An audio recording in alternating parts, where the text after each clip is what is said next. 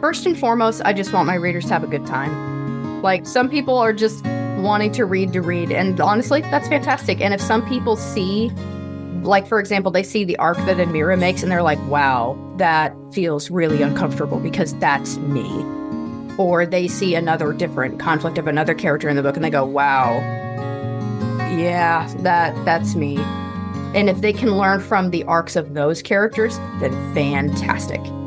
My job and my sole goal as a writer is just to keep you entertained. Like, honestly, I want you to share the story that I want you to read the story that I've written and you have a good time with it. I want you to be like, oh my gosh, you talk to your friends and like, oh, this character's amazing because blah, blah, blah, blah, blah, blah, blah. Or I really love this scene because blah, blah, blah, blah, blah. Like, sort of the Star Wars thing. Like, people take different things out of it. Some people are like, wow, Star Wars is fantastic just because it's a really fun story. And some people really like the characters of it because they're like, wow, I really relate to this person. And some people are like, wow, the lore of this world is super in-depth and intense, and I want to dig into that. I want to provide those different avenues while I'm writing. If you're just looking for fun, fantastic. If you happen to learn something about yourself or other people around you while you're doing that, fantastic. If you really want to learn more about this world and you want to keep reading the books to learn more, fantastic. Honestly, I'm more looking just to see if I can build a connection with my audience, build a connection with my readers, because we're all people. Like, no matter what your personality or interests or goals in life are when you're reading these books, we're all people that like to read. Like, we're all people that want to be connected through these things. So, yeah, that's... Everyone, welcome back to Living the Next Chapter. I have a beverage, nice warm coffee, and my guest also has a beverage as well, so we're enjoying together. And we're here to talk about Danielle's book, her story, and someone very special in her life, whose name is Dave. And that makes me happy because I'm also named Dave. And this other Dave has something that I don't have, which is a tail. And Dave is, like, maybe, probably the coolest cat in the world. But we're here to talk about Danielle's book as well. And a little bit of Dave is going to come up. So, Danielle, welcome to the podcast. Nice to have you here. Oh, it's wonderful to be here. This is my very first podcast, but I'm super excited. I'm really excited to have this fun conversation. Your first time as a guest on a podcast? Mm-hmm. Okay, I'm going to have a little sip of my coffee now in celebration. All right. Yeah, I'm going to be taking periodic sips of water because I'm absolutely that type where if I get to talking too long, I do the awkward. And so I don't want to do that.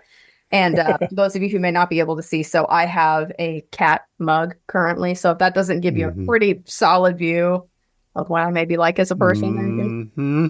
So on your website, I'm on here and I'm loving your website. There's a picture, looks very comfy, of a nice reclining chair, a book in your hand, and a cat named Dave. Yes. Can you please introduce us to all things great as a cat named Dave? Because that makes me very happy inside, by the way. Oh, my goodness. Yeah. So I've owned cats since, well, I haven't owned cats. My parents have owned cats, but I've been around cats since I was a toddler.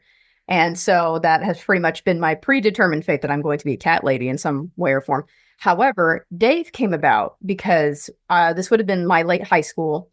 My parents were looking for a cat, but we ended up getting 2, which was unexpected. But this cat was just very cuddly, and I have a way for looking for cats when I'm looking at the Humane Society. So typically I will sit down on the floor and I will wait, and I will see which ones are a little more personable and which ones like to keep their distance. And the cat, Dave, that I had picked ended up sitting on my lap multiple times. So I was like, okay, this one's mine. We're good to go. Another one was picked out that my brother chose. But on the way home, we were trying to decide a name for this cat. And we were thinking sweetheart or just something adorable and cute. And then as soon as my brother, who's 2 years younger, sees this cat, he goes, no, that cat's a Dave. I'm like, no. This cat is not a Dave. So for those of you who don't know me, I have a whole lot of Daves in my family. Both of my grandpas were a Dave. My husband is a David. I have an Uncle David. It just never ends Davids. And I was like, we do not need another Dave in this family. And then against all odds and what my hopes and wishes were for that, the cat was named Dave, whether I liked it or not. So, and now he's currently living with me at my house and living his best life. Now there are 2 Davids in my house. So let's raise a glass to Dave here. Yes. Dave, to all things Dave. Yes. Your first time as a guest on a podcast. Congratulations. You're here. Wow. Thank That's you. exciting, right? Yeah. Yeah, I was wanting to not dig too much into marketing any of my books or whatever until I had done a full trilogy first, because there are several people in my circle that are like, oh, I only like to read books when there's a definitive series done rather Oh, yeah. than wait as it continues and is still being written. So I decided to strike a happy medium in that the first trilogy is done and I'm currently working on the second one. So trying to keep busy. Wow. Okay, so where did the author thing bite you like originally? How long ago? What was the thing that made you go, hang on, I'm going to be an author and I'm going to be on a podcast talking about my cat named Dave. Like, when did all that start for you? Maybe not the podcast bit, but I'm sure the talking about my cat and my writing bit was very much a thing when I was about Okay. 7 or 8 years old. Oh, So, wow. Okay. So what ended up happening was there was this writing contest at my school, and I decided to just give it a try. This would have been like my second grade, I think, if I remember right. But I tried it just to see how I would do. And then I realized I had a lot of fun doing it. And then I actually did win. So I was like, oh, I am actually kind of good at this. Okay. So I decided to just keep honing my craft from then onward. I'm almost 30 now. So it has been one interesting journey and one that I have liked to try and share with people, because I feel bad for authors because I feel like we have kind of a different kind of art. So we have an art that we spend tens to hundreds of hours devoting to one project. And this is not to naysay any people who are painters or sculptors, anything like that, but you'll probably understand more than most, where you spend so much time on one thing. Heart and soul, blood, sweat, tears, all the bit goes into it. And then you just let the world see it and all that entails, all the positive, all the negative, and it is scary. But because of that, I think there's this preconceived notion with people who are writers that are like, oh, you write. Oh, that's cute. That's adorable. It's like, no, we take this seriously. Yeah. Like, so as much as I know that when I was younger, I was a little hesitant to share. They're like, oh, you think you're going to be the next big author, aren't you? And I'm like, Look at you. it Yeah. doesn't matter if I am or not. I'm doing it because I care about it. And people, if they genuinely like my work, fantastic. What I hope to do with my writing is to give people a place to go for a little while in a really cool place in outer space that doesn't exist currently that we know of. But it's just, people need some adventure. People need some fun. They need something that's not super, super serious or doesn't have unhappy endings. Because admittedly, none of the books that I have written have unhappy endings. Like, just because I personally don't like that with books that I'm reading. So hopefully my audience likes what I do. So. Okay, so tell us about your genre of what you're writing in. Let's talk about that, and maybe why did you settle on that? You could write cookbooks, you could write cartoons, you could do anything, but why that genre? What is it? It's an interesting story for a couple different reasons. One, because I wrote high fantasy into my early high school because I was like, and honestly, high fantasy is great. A lot of my family actually prefers reading it, but science fiction tends to be a little more, trying to think of the right word. It moves a lot quicker. So because me as a person, I tend to get straight to the point. I tend to not give too much detail. I will describe things in my books, but it's not like pages upon pages, because there have been several times where I would read high fantasy and I'm just like, get on with it. So as beautiful as the story would be, I was just so anxious to keep it moving. And so I was like, okay, well, I don't think high fantasy is going to be it for me when it comes to writing anymore. And then I remembered that like I absolutely love Star Wars. Absolutely love it. Was literally raised on it. So, and I was like, I really like the story for that. So maybe instead of this elementals idea that I had rolling around in my head for high school, I was like, well, what if I just put it in outer space? What about that? What if I do a mix of Star Wars and I do Star Trek and I do a little bit of Avatar Last Airbender thrown into the mix? And then the Tides of the Universe series came out of it. And I've been very proud of it and how it's come out. And the people that have read it, it's interesting because the people who have read it, I think they did it to me as a favor on the first couple rounds, or just like, I don't read science fiction, but I really liked this book and I want to read the next one because it doesn't read like a hard science fiction book. It reads like soft science fiction. So basically, it's a science fiction background with a fantasy story at the forefront. And I think that's what people like about it. And they have talked about, I've had a couple been like, wow, this would honestly be a really good Netflix series just because it moves so quickly and there's so much action in it and it just doesn't stop. So it's like, well, honestly, huge compliment. But I'm hoping that other people can also get a hold of the books and they can fall in love with the universe just like I have and hopefully like the characters as much as I have. And yeah. You mentioned two words that's making my wife shake her head when she listens to this back and forth, like, oh no, here goes Dave. Here goes Dave. You did it. Not the cat Dave, but this Dave. Uh-huh. You said two words, Star Trek.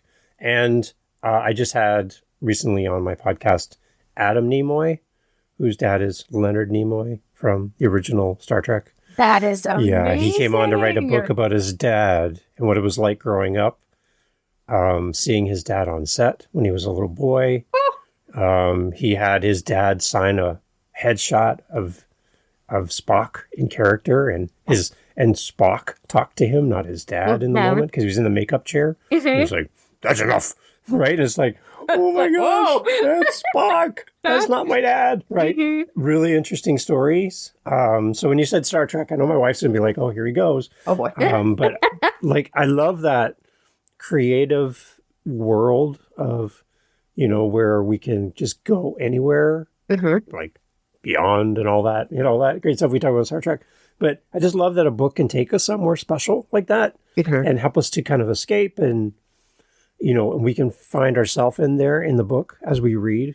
How important is it for you to build that spot for a reader to feel like they're part of the story and they feel like they have a place inside the story? How important is that for you as a writer?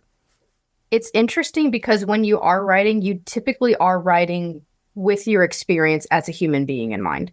So you may not consciously be planning on doing it, but it comes out anyway. In a lot of the various characters that I have, I tried to deliberately have a very diverse cast of characters, both with personality, background. Now, of course, I could say race, but a lot of them are alien species race, but same connections. Yeah. But I have one character who is a mom whose partner left her. You have that trauma that she has to deal with. You have a character who's just trying to do good in the world by using their talent with cooking to get people close together and get them to be friends. You have somebody who is just so afraid of not being able to reach their own potential that they kind of settle on the back and they don't take risks and they don't reach for the stars, as it were. They really just they want to be content with the bare minimum because they're afraid of failure. So it's a lot of these different themes that each of these characters deal with, that if you're a writer, it just comes out because it's either something you've personally had to experience or you've seen somebody had to experience it. Or again, like being people is complicated. Being people is hard. But being people is also what makes our experience so special. So when you write, do you have elements of yourself in your characters, or is there a specific character that resembles you most? Oh boy. So yes and no. Okay. So I try not ever to have one character who's 100% me, partly because if people don't like that character, then I can't feel personally attacked. But Admira, the main character of the story, the admiral that has been sent out through her academy to do a trial to become she's captain in this book, to become an admiral. She is, she has a lot of the traits that I had in high school, which was something so she is very easily anxious. She is very easily worried. She's constantly making sure she's trying to do like the best thing that she can with her potential. She's trying to just do her best, but at the same time, she absolutely loses her temper a couple times just because of under the weight of the story that's happening to her at that precise moment. But several of the other characters have like little glimpses of me, but they're also little glimpses of people that I know, or fusions of just different people and ideas and just things I wanted to explore in a person. So the answer is yes and no. Okay. That's for sure. Have you had people in your life that read your books and go, "Hey, Danielle, page 63, that sounds a lot like me. Like, is there a little piece of me in this book?" Like, do you get any of that kind of interesting queries from your friends and family at all when they see your stuff? Not generally, except one. Oh, One. see, I love that. Okay. And that was the character Rithian, who shows up a little later in the book. So he was somebody who was friends with her in the academy. They were phenomenal together. They had great working chemistry. They were able to work a lot of problems together, and they just do well together as people. And my husband was reading it, and he, wait, you based that character off me, didn't you? And I said, partly yes. Partly yes. Not entirely.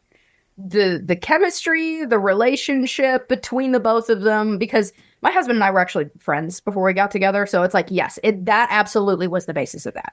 So, yes.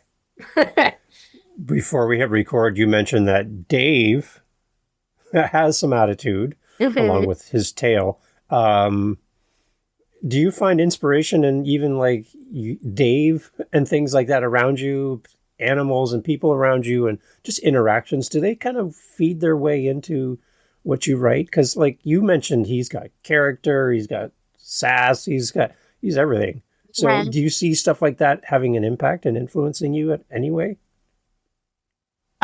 Not too much in my writing. I don't think now. So Dave did have some inspiration for one of the characters, not necessarily the attitude, but Okay. there is a race of aliens who are not so thinly veiled, basically gigantic bipedal cats. So you have, and each of those Keteraians that she comes across have different personalities, but one of them is a bit more how I would picture my cat. But it wasn't intentional. But now that you point it out, I'm like, well, actually, I think you may be right. I do believe there's one specific character in the book.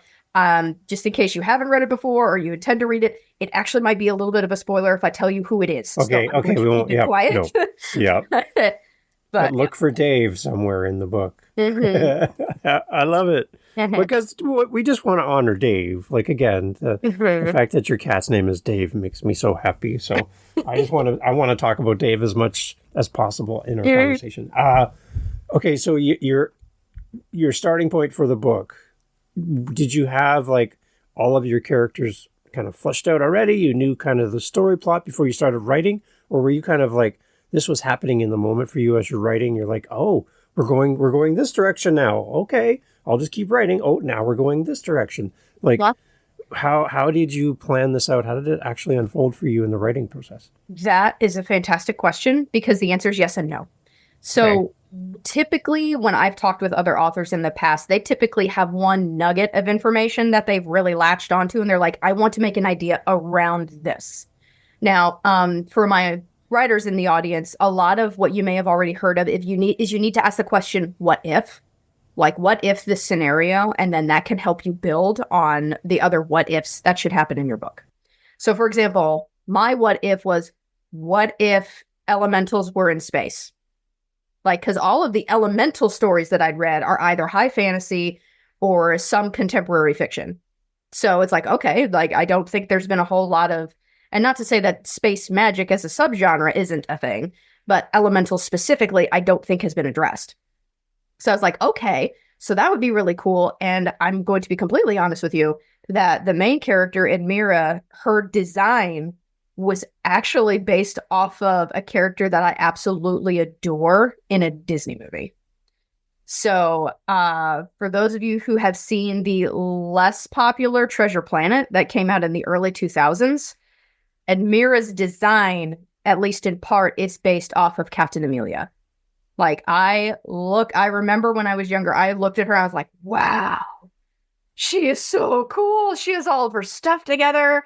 Like, just as people pay attention to her. Like, just, whoop. I just thought she was really, really, really, really cool. So I was like, okay, so I'll do that. And then obviously change your personality because I'm not going to do that. Like, if you are a writer, just be careful to try not directly copy anybody else's characters unless it's a fan fiction that has been explicitly said it's a fan fiction. just because I think you're kind of robbing yourself if you don't practice your own mental flexibility of being able to adapt characters to what your story and what your personal needs and wants are for it. So just a word to the wise. But yeah, the initial thought was elementals in space because, ooh, that sounds cool. And then, ooh, I really like this character, but I'm going to change her a little bit so that it does this. Ooh, wait a minute. This character would be a really good foil to her because their personalities are very different. Ooh, this character would be really cool because blah, blah, blah, blah, blah. And then it starts coming together. And then so my process, as it were, when you have your initial idea, is that I will typically go on walks constantly. Now, I go on walks constantly anyway, but usually I will stick my earbuds in and I will just start going because I need to let these ideas sink in. And then usually other ideas will continue to pop up for specific events. And then once I feel like I have enough events going on, I'll start writing a very tentative outline, which will go through several iterations before I feel comfortable, with actually committing them to paper for a first draft. So some people are pantsers and some people are plotters, and that's completely fine either way. For me, I am a plotter. I like to know almost exactly like the main events that are going to happen. However, what I do leave up to interpretation, and I'm really glad that you brought this up, Dave, is that characters do their own thing. And you really don't expect it to. When you have a character that is fleshed out enough to be their own personality, you're like, oh, I wasn't expecting you to do that, but I really like where this is going. So we're going to chase that thread for a little bit. And so one of my really, really intense conversations that happens in my second book, which is Tides of the Universe, The Raging Storm. The first one is The Perfect Storm. She has this really deep, gutting heart-to-heart with somebody that she did not get along with, at all. And it happened because I let this character be this character. And so honestly, it's one of my favorite scenes in the book. So really? Just because of how intense it ended up coming out to be, because the character that she didn't get along with had an arc of their own and was able to share what they had learned from their arc to her for something that was happening in kind of a situation in that he was dealing with this situation years ago, and now she's having to deal with something similar now. And so he's like, you're going to listen to me right now. Here's what's going on. And then it's just that conversation was, I was so glad that it ended up coming to paper. That sounds satisfying for you as an author, right? It was. And even for plotters, you do need to allow some wiggle room. I am very much the person who likes to schedule out my day, pretty consistently. Okay, I'm going to write here. I'm going to work here. I'm going to go do this errand. I'm going to do this. And I get a lot of accomplishment from that. But writing in and of itself is a more creative endeavor, obviously. But you have to be flexible. And that includes the constructive criticism process that comes after that with beta readers and editors. But it's just this, it's fantastic, honestly, how stories even come to fruition because they're such nebulous things, but then they become this cohesive thing when it becomes a printed book or an ebook or an audiobook. And you can look at that physical thing that you've been able to accomplish and go, wow, I did that. Yeah. I did that all by myself. But yeah, it is a great sense of accomplishment to be able to do that. Honestly, even if you don't get to the point of publishing it, because I have several books that I haven't published, but I can look back on them and go, wow, I took all the time and energy to do that. And I'm proud of myself for that. So, yeah, sorry, I got off a bit of Yeah, no, I like this. It seems kind of like, as you're explaining it, I'm picturing an author who writes kind of in the format of a train on a track. You kind of have to go where the track goes. So you're kind of tied to that. You can't just veer off and go any direction. You kind of follow the track. Compared to an author that's more like a sailboat, who kind of puts up a sail and let's see where we end up, right? We're a hot air balloon. I'm just going to go where we go. I kind of want to go that way, but we might end up over there. But we're making progress. It's just hard to measure, because we're just kind of all over. So yeah. And in that situation, which one are you? So when it comes to that, actually, I feel like the best situation is actually me being in a car. Because there are so many different roads that are already paved, or some that, I maybe didn't notice on one direction. I may be going straight down on a highway, but, wait a minute, there's this detour that actually looks really interesting and I probably should go ahead and take that. But then worst case scenario, and this is something that writers, please, please, please, please, please, if you feel like that isn't working, you are allowed to reverse and go back another direction. It is, honestly, I understand what it feels like when you've been working 50 to 100 to 150 pages at least into a book and you're like, this isn't clicking. Like, I need to start over. Like, I had to do that with my very first book with The Perfect Storm. I had to redo it completely because it was not working. But in the end, I feel like this book that I have published has gotten really good reviews and people have said, yes, this honestly was phenomenal. I want to read the second one. That is, I guess I want you to do the best you can do, even at the risk of there being a lot of rework. Because if I had continued to go down on that detour and force my way to a road that wasn't there, it would absolutely show up later with people going, I mean, it was just okay. So chances are, if you as the author feel like something isn't working, your audience is going to tell too. So don't be afraid to go change things up or go down a different road or reverse or like whatever you feel the need is right. And if there are times where you need to get where you're working on your draft and you're just like, I have no idea, put it away for a little bit. It's okay. It's not going to disintegrate while you look away from it. It's going to still be there. So I would recommend, like, my thing is going on walks. Some people prefer to play piano. Some people prefer to just have a cup of coffee while they're staring at the birds and just listening and just having those sounds sink into their soul. Like, everybody is different, but do yourself a favor. Even if it hurts, if you feel like you're hitting a roadblock, either take a break or go a completely different direction because your book will be better for it. I promise you. That's good advice. It's great advice. So my podcast is called Living the Next Chapter, obviously, and shameless plug now inserted into the podcast. As you're writing the book, how are you growing? How are you changing? How are you different as a person as you write? Because you start as one person. And when I do music. So I start as one person when I start a project. And then at the end of it, I've learned new things. I have new approaches. I've had new thoughts. I have new creativity, all in the process. And now at the end result is I have a song, but I also have a new skill set or a new appreciation. There's something different about me in the process. So how are you different as you've been writing through these books? What's changed for you? I've noticed a couple different things as I get done writing these books. So the first book took about 7 to 8 years to really come to fruition. Wow. So that in and of itself, like, I literally grew up. So it didn't get published until, I believe, 2020. So that was obviously a hot second since high school, but also like past college. Like, it took a really long time for me to feel confident enough to do that. And the confidence issues that Admira deals with was a direct reflection of what I was personally dealing with. Mm-hmm. But one of the whole points of the story is you push on because you have to. You push on because you're doing a disservice to yourself if you don't. You push on because, at least in the situation of the book, people are looking to you to protect them.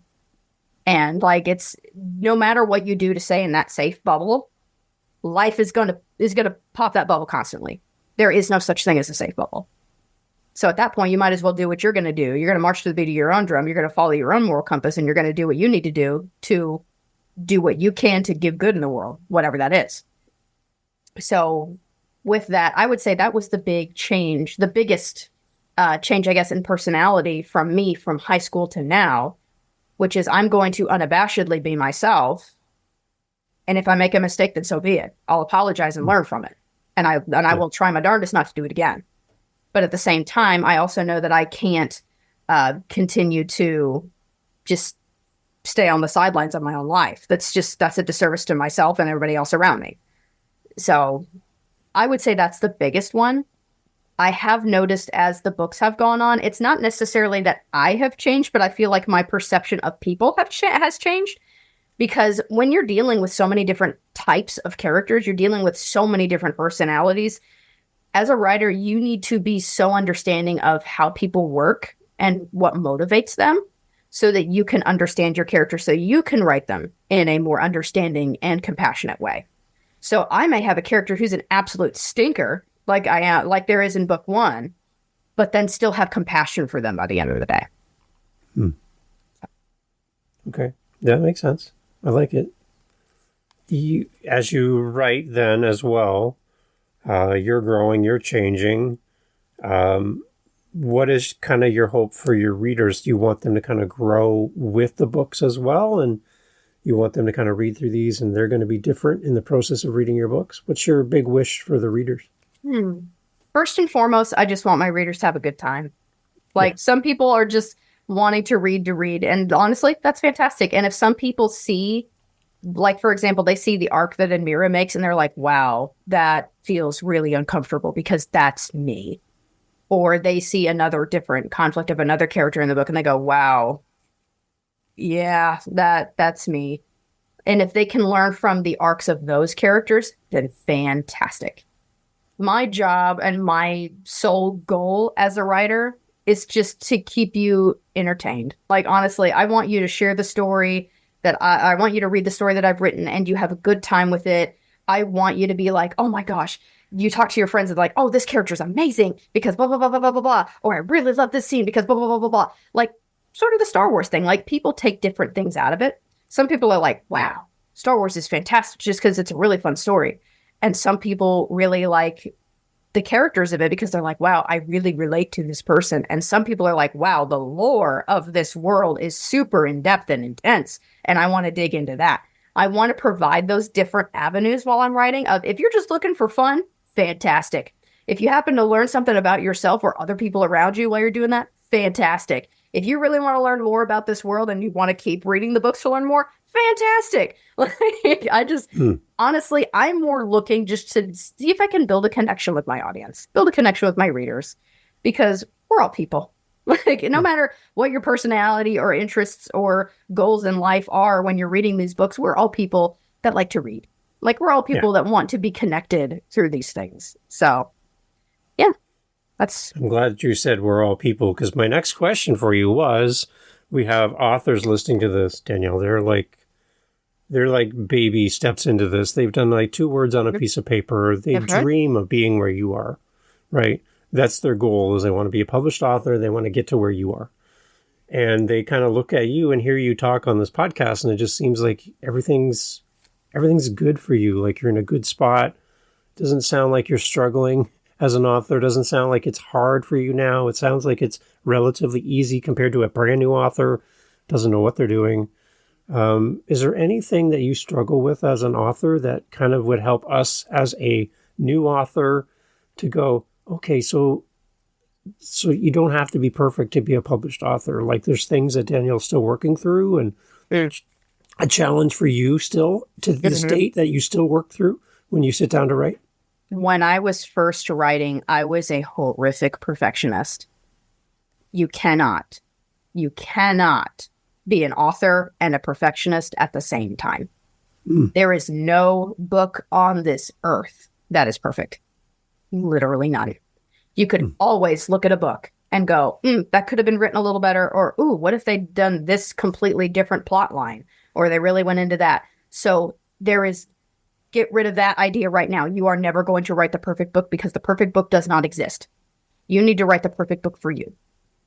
So don't try. And honestly, this was my thing. It's like, I didn't necessarily want to cater to who I thought my audience was, because my audience, at least, are just people who are trying to be good people, who also have a really interesting interest in sci-fi, who like Star Wars like I do, who like Avatar: Last Airbender, who like Star Trek, who are probably gamers like me, who like to go on walks and listen to video game music or classical music on occasion. It's just a fascinating thing, because I look back on it now, like, and being so lost and being like, where do I even start with all this? What is my first stepping stone at all? And to that, really, the big thing is practice. Even if it's just a couple hundred words, and it doesn't even have to be every day. That was another thing that I I drilled it into my own head where I was like, I need to write every single day if I'm going to be considered an author. No, you don't. No, you don't. You don't have to be a Stephen King who kicks out 5,000 words a day. You don't. Yeah. Yeah. There was, there was an article that I was reading not long ago where it was talking about authors and their word counts. And yeah, there was one person who was like, yeah, I'll do like 500 words a day. And I was just like, excuse me? 500 words a day, that's it? And then there were others who were like, it comes and goes. Like, I don't have a daily word count. And I was just like, oh, that's allowed? Wait a minute. So there is no perfect way to be an author because there are no perfect books and there are no perfect storylines. And it's this illusion that you have to create perfection in art. Art isn't meant to be perfect. It's meant to be admired. It's meant to be critiqued. It's meant to be looked at. Yeah. So I really don't want people to be like me when I first started out and feeling so overwhelmed at the perfect way to do things that you just didn't even start at all. Yeah. So if I summarize this, perfection is like Dave the cat chasing his own tail. Yes. Right? Mm-hmm. Round and around and around and around. You'll never really be satisfied. You're always going to be chasing yourself. Yeah. Yep.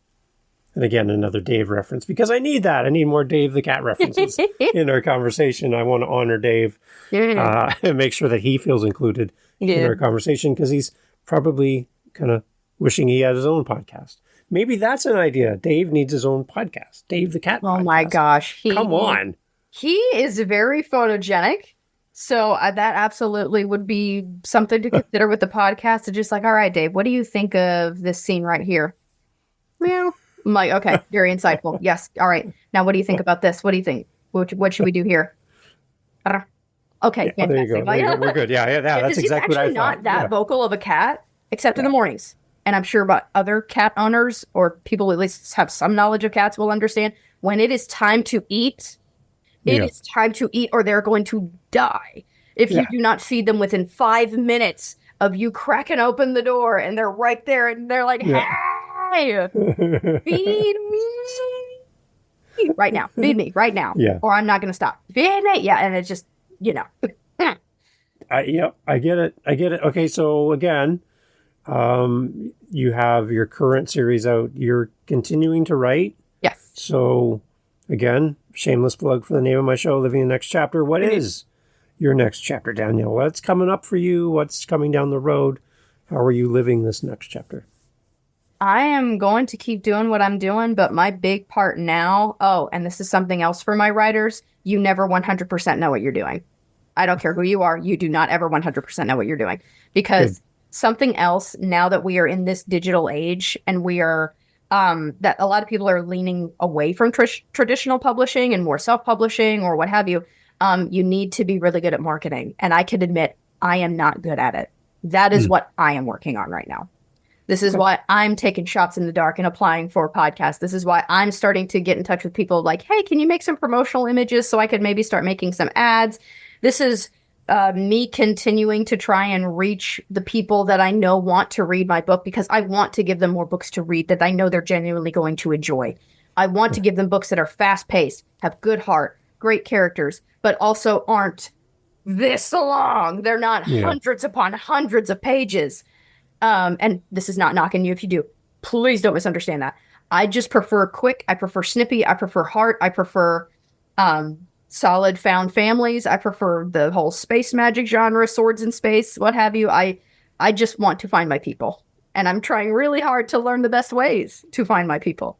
So that is my next chapter. Is I'm continuing to write, sure. And actually, since y'all have been so patient with listening and I really want to connect with you all, so if you're interested, on my website, there is a place where you can email me and I can give you a prologue to my first chapter and you can get sent out to my newsletter. But you all are going to be the very first to know the title of book 4 for the next series. Dun. So we have Tides of the Universe is the series as a whole. The first trilogy is the Lightning Trilogy, which has the Perfect Storm, the Raging Storm, and the Perfect Storm. Wait, Into the Storm, I'm sorry. The Storm is the first one, then the Raging Storm, then the Perfect Storm. And then the first book of the second trilogy is going to be called Groundbreaker. So we're breaking ground with that announcement as well. Mm-hmm. Right. And I'm so excited. So I actually worked on it a bit this morning, and I was thinking about the podcast later. I'm like, I'm so excited. Should I tell them? I'm going to tell them. I'm going to tell them about it. So, did you ask Dave for permission to share that at all? Like, as your agent? Like, did we break confidence with Dave? I hope not. Don't tell him. Okay. Actually, talk to him first. Just feed him and he'll be distracted. Exactly. I'll give him a treat later for me to go. Okay, you mentioned your website. I'm on it. I love your website, by the way. Oh, thank you. Tell everybody about the website. Where do we go? All that great information. You know what we do here at the end. But where do we go and how do we connect? So my author page is at danielleiceauthor.com. And then you'll go to that newsletter tab if you're curious about getting in touch and getting that prologue chapter. I'm clicking it right now. There it is. If you are interested in getting and purchasing the books, they are at least right now only available on Amazon. I'm still trying to work about getting them onto other platforms. But if you look up Tides of the Universe and then look up the title that it is right now, or for each of the books. So Tides of the Universe Into the Storm is the first one. Tides of the Universe The Raging Storm is the second one. Tides of the Universe The Perfect Storm is the third one. So if you're interested in purchasing those on Amazon, they are available as a paperback and an ebook. And I'm trying to figure out audiobook at the moment. So, wow. Yeah, so we'll see what happens with that. But I'm trying really hard just to get people to see what this is and hopefully get people more of the stories that they can connect with and that they really enjoy reading and that they can go, wow, when's the next one? I love it. When I look at the covers for the books, who did that for you? Those are beautiful, by the way. I have gone through 3 different people for each single one of those books. So I'm still trying to figure out my best person, honestly. Okay, they're beautiful. Those. But yeah. For authors, just so you know, you really probably, the book cover is the very first thing that people are going to see. Yeah. So, but you don't have to break the bank to have a good cover. So the website that I had gone to was, Get Covers, and they charge about $35 for a really high quality book cover, which was the third book. So that was, so just something to consider. Like, you don't have to shell out thousands upon thousands of dollars for you to have a very, very good front cover. Mm-hmm.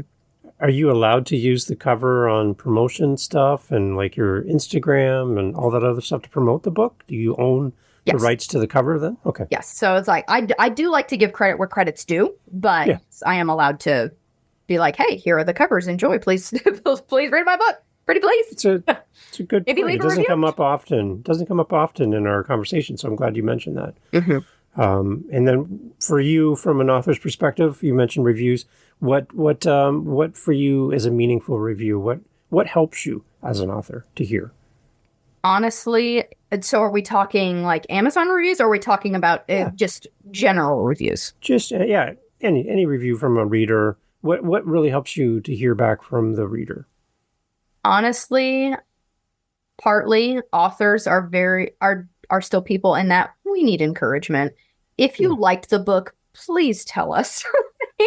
Whether that's leaving a review on Amazon or getting in touch with me through the email on my website just to say, wow, I really enjoyed it and I want to follow you and get to know more of your books and your work more. That is the best Christmas gift you could give any author any day of the year. Is just validation and a review on Amazon, just because it helps boost other people also being able to find it.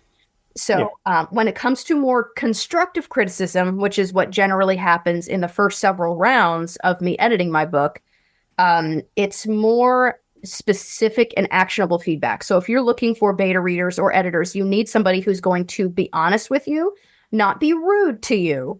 Who's going to be like, wow, this book was terrible. But they don't tell you why they thought it was terrible.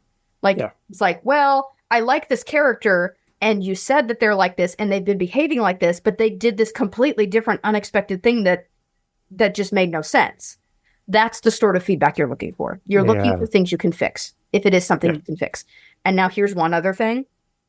My dear, sweet, lovely writers out there, not everyone is going to like your book, and that's okay. Not everybody is going to like the genre that you write. Not everybody is going to like your writing style, and that is perfectly fine. You just move on to the next person. You move on to the person who was like, wow, that actually was really, really good. And they're like, oh, why, thank you. I spent a lot of time on it. And I'm hoping to do that for another book if you're writing a series or what have you. Mm-hmm. Good. Danielle, thank you so much. And again, my thanks to Dave for allowing us to have time in your calendar away from Dave to allow you to be here with us. So thank you, Dave. And again, I'm excited to have you come back in the future. I would love that more than anything, honestly. Okay, because you're so fun to talk to. Oh, thank you. And there's a lot of things coming up for you that I'd love to get a kind of a touch base in the future and hear and celebrate with you on the next thing. Because it just doesn't seem like there's an end to this conversation. So let's have you back in the future. Okay. Yes, I could talk about my books and or just tips for new writers like all day, because I did have to start from scratch. I didn't have anybody who could mentor me or whatever. So I do understand what it's like to literally start out at the bottom and then figure it out. So you brought us lots of value. Lots of value, Danielle. Thank you so much. Thank you so much. I very much appreciate it. Awesome. For a first-time guest, you hit it out of the park. Well done. Do more of this. You talk about promo. This is a great way to promote your book, because now we have a connection with you. We hear your voice in our head. And when we see your book on a shelf or on a website, we're like, oh, that's Danielle Ice. I know that. I heard her. So it's a nice bond between the reader and the author. So do more of this. You're great at this. All right. Absolutely. I certainly hope to do that. And I hope to figure out I guess I should know there's no magic formula for marketing, but figure out what works for me in my books. And so I can get more people into my circle. So there you go. I love it. Everybody, all the information as always in the show notes. Make sure you go over and buy all of the books, and then also buy books for other people in your life that you know are going to love it based on this conversation, and just send them to them. Just buy lots of books is basically my whole hope for you as a listener, that you're going to do this and help support another great author. Yeah. So Danielle, thank you so much for doing this. Thank you so much. And real quick, so I actually did have somebody who purchased one of my books and then gave it to one of their work colleagues. And they were like, wow, this is actually one of the best books I've ever read. I'm not going to lie. So I was like, huge compliment to me. But yes, so if anybody's even remotely interested in science fiction, feel free to throw it at them. Just to see what's there. I love it. Danielle, thank you so much for being on the podcast. All right. Thank you so much. You have a great rest of your day. Okay. Take care. All right. Bye-bye.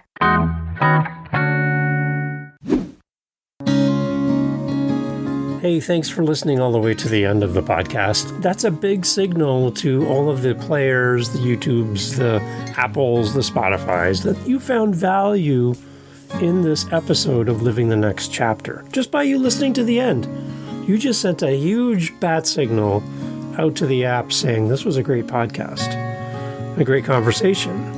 So you listening to this point, you've done your job. I have one more ask of you. If you know anyone that would benefit from this conversation, would you share this episode with them? Would you just send them a message, send them the episode, tell them about this episode, tell them to go livinginthenextchapter.com to get all the information about the podcast. Can you do that for me? Because the more people that hear this message, this episode, the better. I want to support these amazing authors. And I know you do as well. So sharing this episode really helps. And I appreciate you. See you on the next episode. And thank you for listening to Living the Next Chapter.